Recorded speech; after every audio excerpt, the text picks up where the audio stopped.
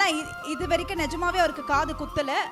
அது பெரிய ஒரு பாக்கியமாக அவங்க ஃபீல் பண்றாங்க. உங்க கையால் அது நடக்கணும். இன்னைக்கு ஒரு கைத்தட்டல் கொடுங்க ரியல் மாமனாக இன்பா அவர்களுக்கு.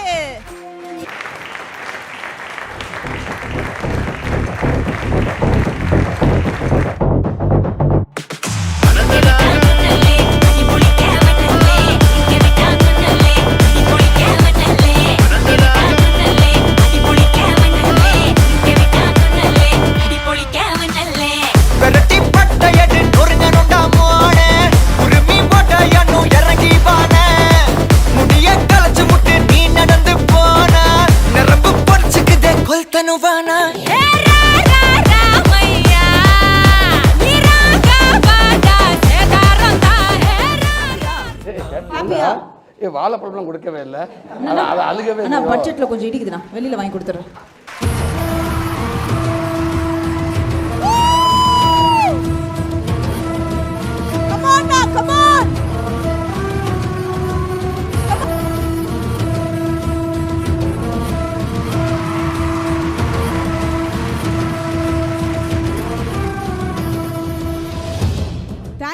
Thank you so much. இந்த ரெண்டு குட்டீஸ்க்கு ஒரு கைத்தட்டல் கொடுத்துடலாம். தேங்க்யூமா, thank you so much. Okay, so அண்ணா எப்படி இருக்கீங்க? பா, ஸ்மார்ட் ஆகிட்டீங்க, அழகாயிட்டீங்க.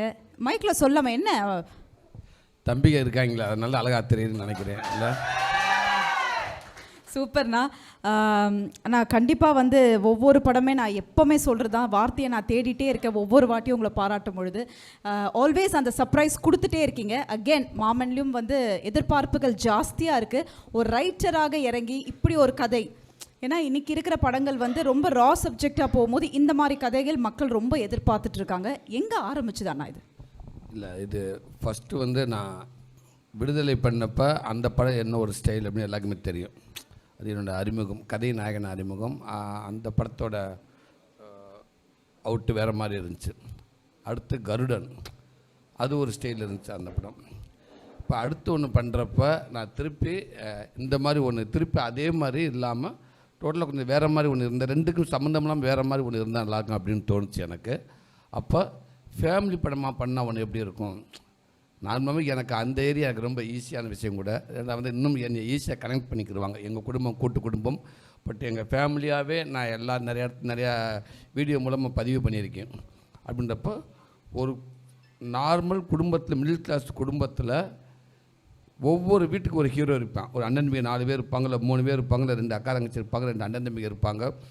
அதில் ஒரு அண்ணனோ தம்பியோ ரொம்ப பிடித்தமானவனாக இருப்பேன். எல்லா வேலையும் செய்வேன், எல்லாத்துக்கும் பிடித்தவனாக இருப்பேன்.